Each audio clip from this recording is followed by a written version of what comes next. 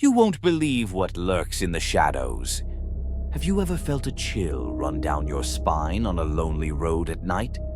What if I told you that the stories of mythical creatures aren't just tales? This is not just another spooky story. These are real encounters with the unknown. Prepare yourself for a journey into the dark as we delve into terrifying true stories that will make you question what you believe about the world around you. It was a cold winter night in 2001, around 1 a.m. in the quiet rural areas of Georgia. The landscape was filled with endless trees and fields, with houses scattered miles apart. The only light came from the full moon, hidden behind clouds and bare branches. It had been unusually warm during the day, creating a foggy night. As a high school senior juggling school stresses and basketball, I found myself driving late at night through what felt like the middle of nowhere. Despite losing another away game, our spirits were high with the approaching Christmas vacation. The drive home was smooth despite the late hour. I was always on the lookout for deer, which were known to dart in front of vehicles during these hours, especially in fall and winter. I had experienced it personally a year before.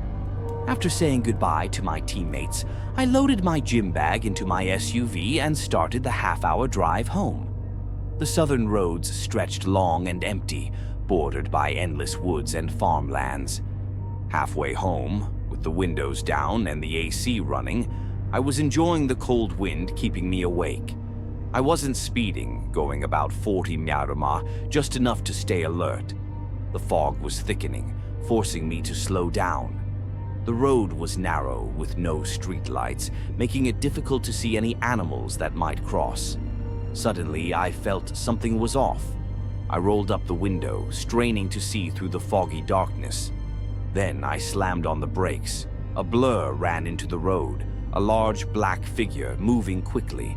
At first, it looked like a huge black wolf, bigger than any wolf I'd ever seen. It stood in the middle of the road, and I couldn't figure out why it was just standing there. I flicked off my high beams, hoping it would move. Big mistake. The creature turned towards my car, staring directly at me. I froze, locking eyes with it, noticing the intelligence in its gaze. To my horror, the creature began to stand on its hind legs. It had large, human-like hands with long, sharp claws. It was over 7 feet tall, a terrifying sight. My mind struggled to rationalize what I was seeing.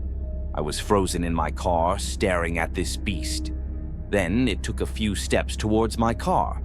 I gasped, taking in its full profile, muscular chest and wolf-like lower body with massive paws. Its gaze shifted to the woods on the opposite side of the road. Seizing the opportunity, I floored it, speeding away before it could come back. Only a few minutes had passed, but it felt like an eternity. Despite the cold, I was sweating, and chills ran down my spine. I reached a three-way stop and took a moment to collect myself. The rest of the drive home was uneventful, but the memory of that encounter stayed with me. I never saw the creature again, but the experience left a lasting impression. Over the years, I researched similar encounters and found others who had seen similar things. While I had always suspected it was a werewolf, my rational mind struggled to accept it. Today, I understand that folklore often has a basis in truth. May we never meet again, werewolf or dogman. 7 years ago, my friend Craig and I decided to escape civilization by backpacking through Chattahoochee National Forest in northern Georgia. We planned a 4-day trek on remote trails. The first few days were beautiful, crisp fall weather, stunning foliage, and abundant wildlife. On the third night, things took a terrifying turn. We set up camp in a small clearing near a creek, surrounded by tall pines and oaks. As the sun set, we enjoyed dinner by the fire. But as darkness fell, the forest became unnaturally silent, as if someone had flipped a switch. Craig and I exchanged uneasy glances. Then we heard it, a low, guttural growl from the darkness. It didn't sound like any animal we knew, and it made the hair on the back of my neck stand up. We jumped to our feet, scanning the tree line with our flashlights, but saw nothing. The growl came again, closer, as if we were surrounded. Terrified, we doused the fire and retreated to our tent, hoping whatever it was would leave. Big mistake. In the darkness, the growling intensified, coming from all directions. Glowing eyes reflected our flashlight beams, dozens of pairs, some close to the ground, others high up. They moved through the underbrush, circling our campsite. Inside the tent, we cowered in our sleeping bags. The growling continued, along with the sound of something large brushing against the tent. Hours passed, and as dawn approached, the sounds faded away. When we finally dared to look outside, the campsite was undisturbed, as if nothing had happened. We packed up and left in record time, not speaking much on the hike back. Over the years, I've researched similar encounters and found reports of Bigfoot and Cherokee legends about spirit people. However, nothing matched what we saw. The glowing eyes, the size, the fluid movements, it seemed beyond conventional cryptids and folklore. If you're enjoying this story, please give it a like and stay tuned for the next part. I've returned to Chattahoochee National Forest, but never to that trail. I stick to established campgrounds now. Craig and I don't talk about that night much, and when I'm in the woods, I listen closely to the sounds. If the forest goes silent, I don't stick around. Some mysteries are better left unexplored. 8 years ago, I was going through a rough patch. I'd lost my job at a tech startup in Seattle, broken up with my girlfriend, and felt directionless.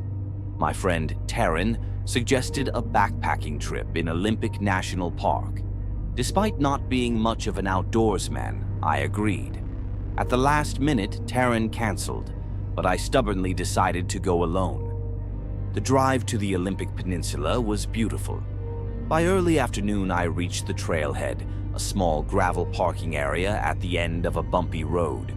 The trail began easily enough, winding through towering old-growth forests.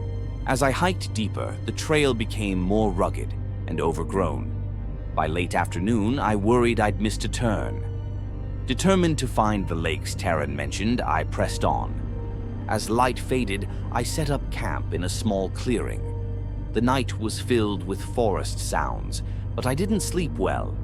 The next morning, I set off again, but by midday, I realized I was lost. The forest seemed darker, and I thought I saw something moving out of the corner of my eye.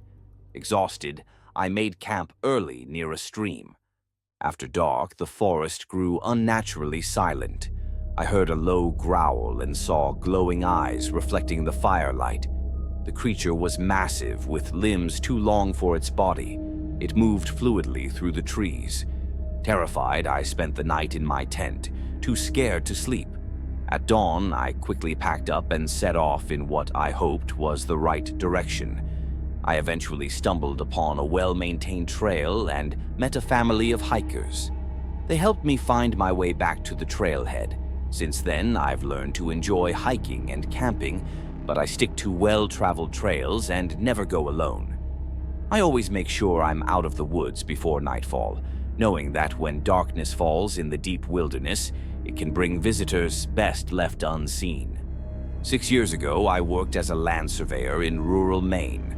I had moved from Boston for a change of pace. One project involved mapping a large tract of privately owned forest about 30 miles outside Bangor. The owner, Mrs. Caldwell, was considering selling part of the land. The forest was dense and old, with a mix of pine, birch, and maple. My partner was Pete, a local in his 50s who knew the woods well. We'd been working for about a week when we reached a particularly dense section. Pete seemed unusually nervous. By mid-afternoon, we found a small clearing with an enormous old pine tree at its center. The ground around the tree was bare, and carved into its trunk was a strange symbol. We heard a low, rhythmic humming sound that grew louder, and the clearing began to warp and shift. The trees seemed to move, and the ground felt unstable. Pete and I ran until we reached the edge of the property near our truck. Pete told me stories of missing people and strange occurrences in these woods. That night, I had trouble sleeping. Every time I closed my eyes, I saw that symbol carved into the tree and felt the strange humming in my bones. The next morning, Pete called in sick. I felt shaken, but decided to finish the job alone. As I worked, I kept feeling like I was being watched. Around midday, I heard a soft, melodic whistling sound. The tune was hauntingly beautiful. Drawn to the sound, I moved deeper into the woods. Suddenly, I realized I was lost. Panic set in as I tried to get my bearings. Then I saw her, a woman with long black hair, wearing traditional Native American clothing. Her skin was pale green, and her eyes were completely black. She smiled at me, revealing sharp teeth, and beckoned me with a finger. Every instinct screamed at me to run, but I found myself taking a step towards her. Just as I was about to take another step, a massive owl swooped down, flying directly at the woman. She hissed and vanished along with the owl. I turned and ran, crashing through the underbrush until I reached the edge of the property. I didn't hesitate. I threw my belongings in the truck and left. Later, I researched Native American folklore and found tales of spirits guarding the forest. Mrs. Caldwell eventually donated the land to a Native American tribe, stipulating it was never to be developed. Sometimes I wonder if she knew about the spirits in those woods. I haven't returned to Maine since. When I was 12, I spent a summer with my grandmother on the White Earth Reservation in northwestern Minnesota. My mom, an enrolled member of the White Earth Nation, and my dad, who is white, usually lived in Minneapolis. But every summer we visited my grandmother, who lived on the edge of a dense forest. That summer, there had been a series of unexplained disappearances on the reservation. My parents were cautious, but my grandmother insisted I was safe with her. One afternoon, she asked me to help gather herbs in the woods for a healing ceremony. My parents were in town, so it was just the two of us. We set off into the forest, which was thick and old, with massive pines and oaks.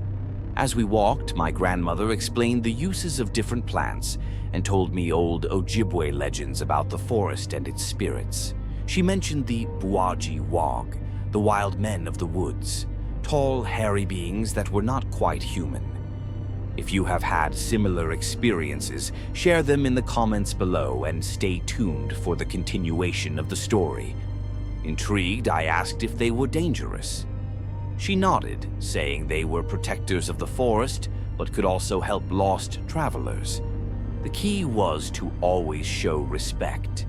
As we gathered herbs, I couldn't shake the feeling we were being watched. Suddenly, my grandmother froze, gripping my hand tightly. I heard a low rumble nearby. My grandmother began singing a soft old Ojibwe protection song. Then I saw it, a tall figure partially hidden behind a large oak tree. It had dark, matted hair and shifting shapes. Its eyes glowed with an eerie yellow light. Terror washed over me, rooting me to the spot. Then it vanished. We quickly made our way back to the house. My parents were furious, but my grandmother assured them I was safe. That night, she told me we were lucky the Buaji-Wog didn't approach us, and made me promise not to speak of it. I kept that promise for a long time. The disappearances stopped after that summer. My grandmother passed away a few years later, taking her knowledge of the old ways with her. Now, with a family of my own, I visit the reservation every summer. I haven't seen anything like that again, but I always feel watched in those woods. I've taught my kids to respect the forest and leave small offerings, just as my grandmother taught me. I've been a hunter most of my life, but a few years ago I had an experience that still chills me. In the Gila National Forest in southwestern New Mexico, I was in my early 30s, working as a construction foreman in Albuquerque. Hunting season was my escape from the stress of the job.